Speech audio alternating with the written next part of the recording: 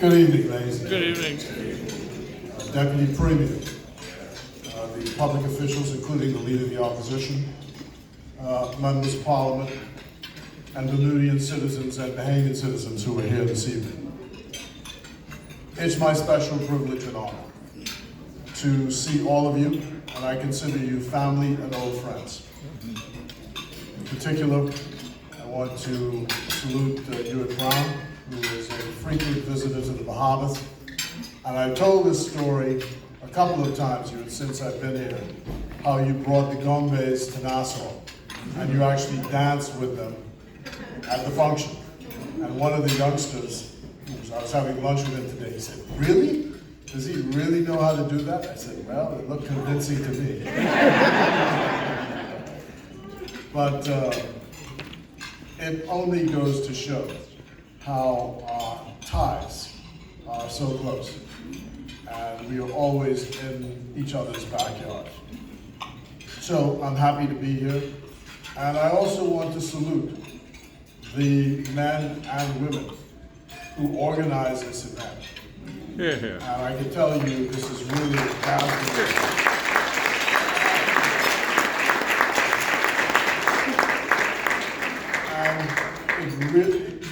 I really have a sense of pride about our country and the respect with which you hold our country.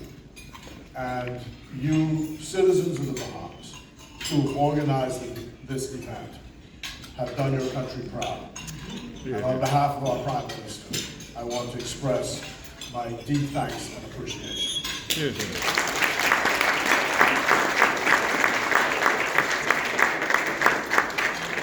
I said old friends, and tonight joining us at my table is Lawson Mapp.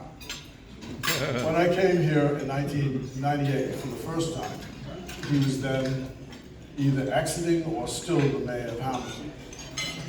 And he has been friends with a man you may know in Nassau. His name is Louis Henschel, who is or was the general manager of the Broadcasting Corporation and later chairman of the corporation.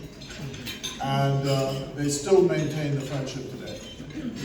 And I was happy that he's able to join us tonight. He was very concerned that he couldn't get a ticket. So I used my influence with the committee to see if he could get a seat tonight. And I want to thank the committee for allowing him and enabling him to be here, because I would never have been forgiven. I would not get dinner at Grey Cliff when he comes to Nassau if he didn't get to see him here tonight. So I'm glad to see you here. So Sidney Poitier, who is a Bahamian now past, perhaps the most famous of his generation, when he accepted the Academy Award in 1964 for his participation in acting in the film Lilies in the Field, said, "It's been a long, long journey." And it has. And what a tale we can tell as Bahamians, as we progressed since the Bermuda Road riots in 1942 to where we are today. When I was a high school student in St. Augustine's College, back in 1969, as Phyllis was just reminding us, the question of the day was whether or not the Bahamas could survive as an independent country. Some said yes, others said no. But now we know, 50 years later, that we've done it, and we've done it well, and we're still standing.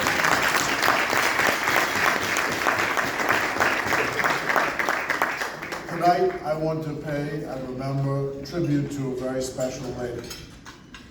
She passed away early this morning. You may know the name, Diane Gale Saunders, who was the first archivist of our country and a great historian. 79. She passed away sadly this morning. And with her comes the end of a chapter, because the foundations of a country are strengthened by its history. Our knowledge of ourselves gives us a sense of confidence in who we are. So, for example, one of our honorees tonight is Dr. defeat. And I've been growing up as a youngster hearing about him from I was a very young man. And his success in this country gave me a sense of confidence that I could succeed as I grew up and plodded my way around the world. And I hope that all of us know that as we develop our own careers, as we develop the brand Bahamas, that we're actually setting an example for those who are coming after us. I've got a delegation with me here, and every single one of them was born after 1973. So, they became Bahamians at birth. I became Bahamian as an act of law in 1973, but they were born into the Commonwealth of the Bahamas and that citizenship Bahamian. And I'm proud of them.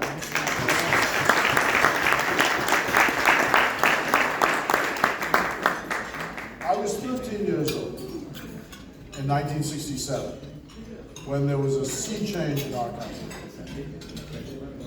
People don't or can't understand, but I think Bermudians understand because you have a similar history. But there was a system of social apartheid in the Bahamas, which existed up to 1967, which was based on a color floor plan.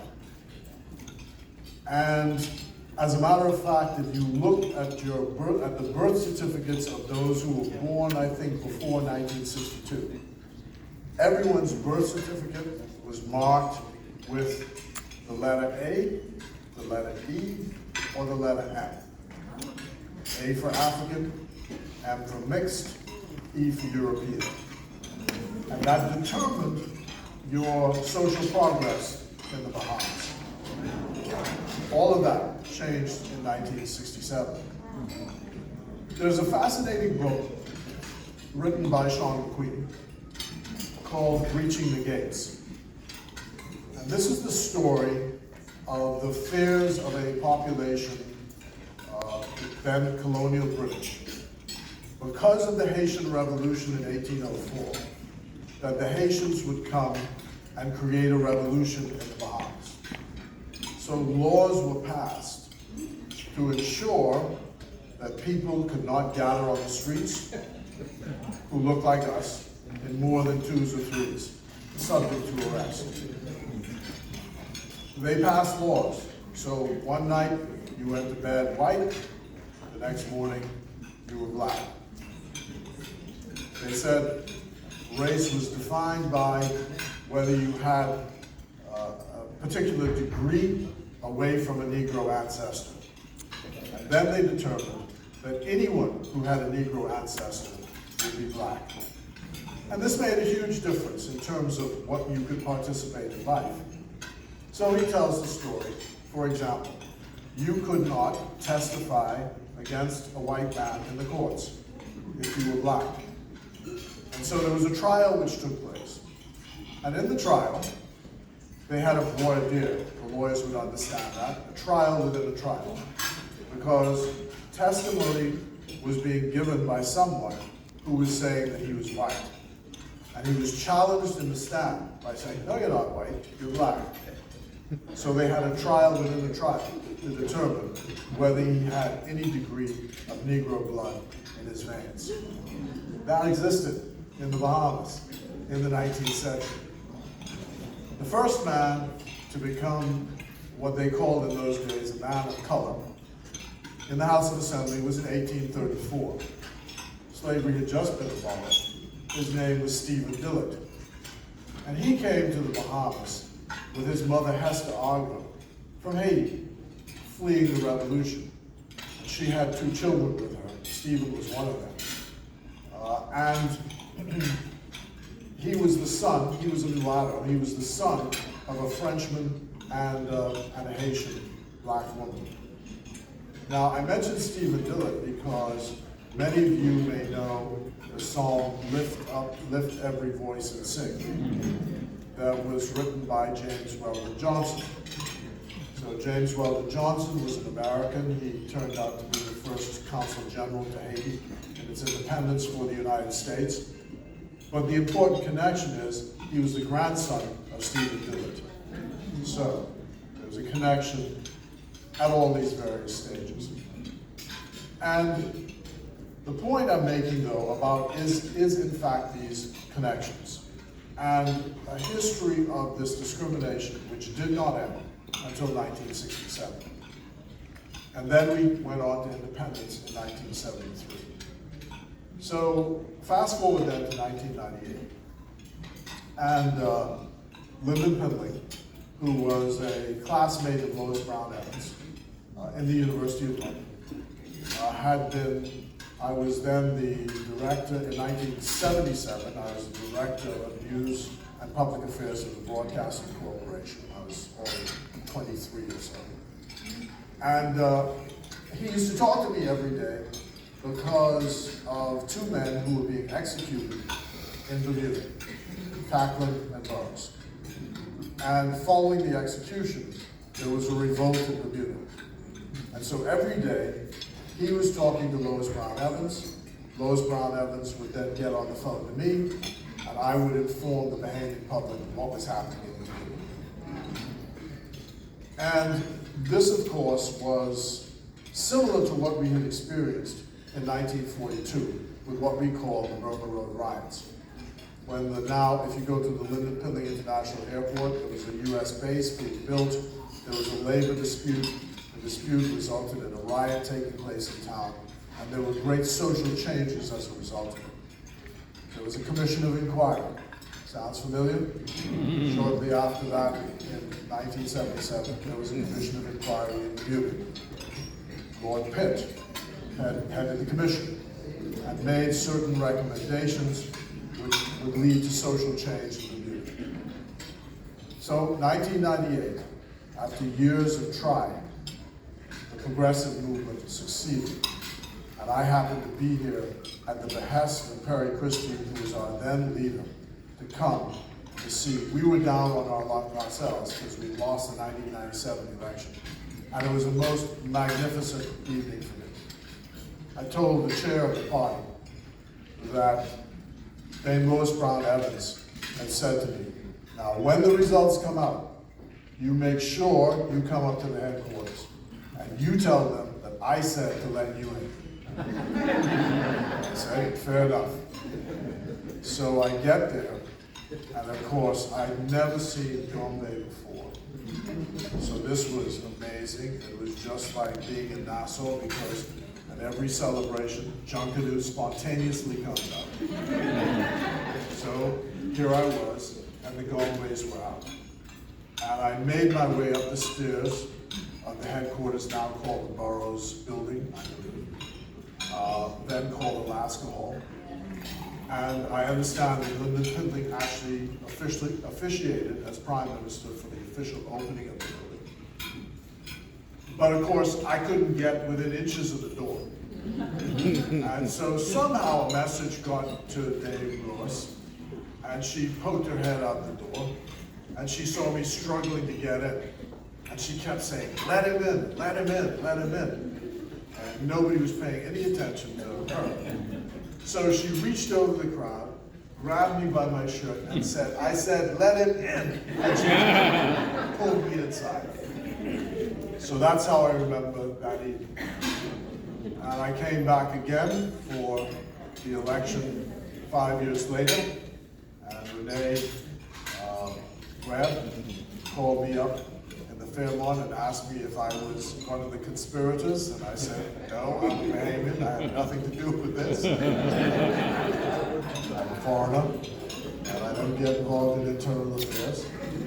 But it was an exciting time to be around. 1998. But of course, we all go back together to 1648. And I said last night, if you go by line of sight, taking off from Bermuda to the Bahamas, the quickest line, you have to pass the island of Eleuthera. And in 1648, a group of disgruntled religious patriots decided that they'd had enough here. They were being discriminated against. They They jumped on a boat and went to Eleuthera, First Island. So there's a restaurant today in Governor's Harbor called 1648. And if you all from Bermuda went to Eleuthera, you'd feel quite at home. As a matter of fact, you all look like them. Number two, you all talk like them. The accent is exactly the same in Tampa Bay, or in Palmetto Point, or in Governor's Harbor. You would never tell the difference. It's the most amazing thing. And of course, Bermudians are responsible for the breakup of the Bahamas. We're still trying to reclaim Turks and Caicos Islands. I think that one's in the history books. You see, the Bermudian businessmen control the salt trade. And salt was the most important commodity in the past centuries. So Turks and Caicos had one member parliament. And it took 2 weeks to get from the Turks and Caicos Islands to Nassau to go to the House of Assembly. So more often than not, you miss the meeting. And the Bahamian authorities decided that they would impose a tax on salt. And the Bermudian businessmen said, well, not on my watch. So they petitioned the British to separate the two countries. And they did. So administratively, the Turks and Caicos, somewhere in the late 1860s, early 1860s, administratively began to be run by the government of Jamaica, which were effectively separated from us. And they were effectively separated from us. And in 1962, Turks and Caicos came back under the governor of the Bahamas until 1973, when we became independent. That's the history as far as I can tell. Gail Saunders, who I just mentioned, has passed away and would have written about all of this and all of the connections, and it is a great loss for us. So, what does 50 years mean? Well, obviously it's a time to celebrate. And all of us here tonight are celebrating that magnificent moment. The Deputy Premier will be in Nassau for the event. We look forward to welcoming the Bermuda delegation. I've extended an invitation at his will to the Leader of the Opposition to host him and a delegation in Nassau, because we want to strengthen ties between the two countries in the modern era. Yeah. And I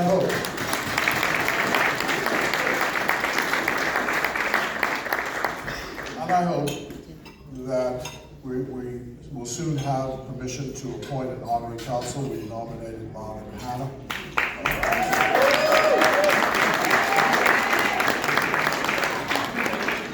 That, of course, is the responsibility of the British, and we are waiting to see what their answer is.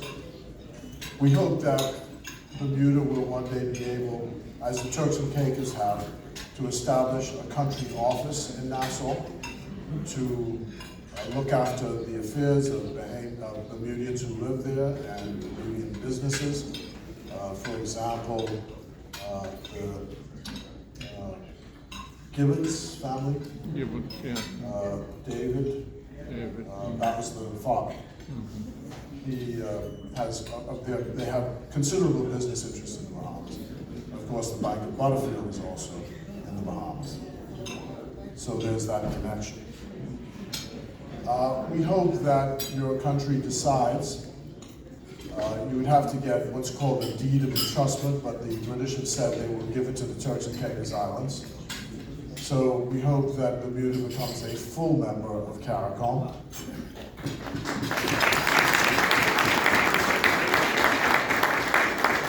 I've said to both the Leader of the Opposition and to the Premier and the Deputy Premier that my view is Bermuda should offer to host the CARICOM heads of government meeting in Hamilton. I think what's important is for there to be a renewal of a direct transportation link between Nassau and Hamilton.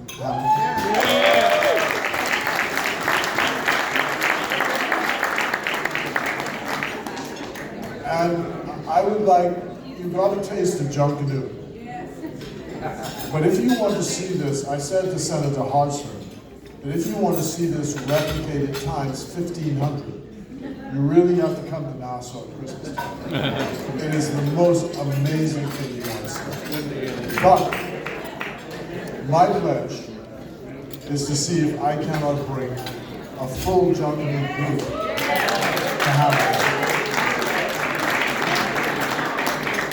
And on the flip side, I want to bring a gourmet group to Nassau.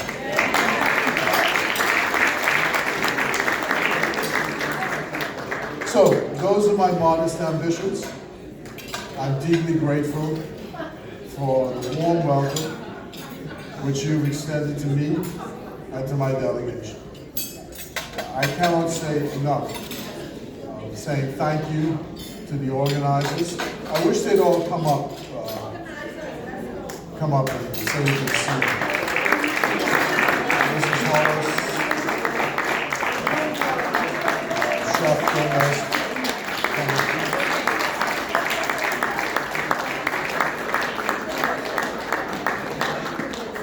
Mrs. Hollis is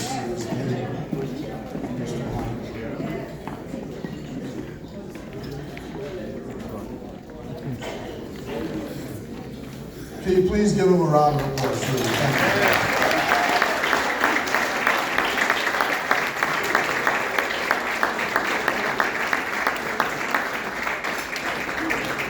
And I would be remiss, of course, I'm just looking at my notes, if I did not mention my good friend Arthur Hodgson, who passed away earlier this year.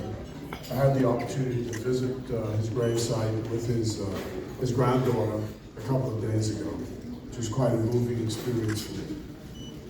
But we met in law school and just clicked as good friends, and been friends ever since. So please take a bow. Thank you all for coming tonight. And let's continue to keep our ties close, and let us continue to pledge to excel, and let us continue to say forward, upward, onward, together. Good night, and God bless you.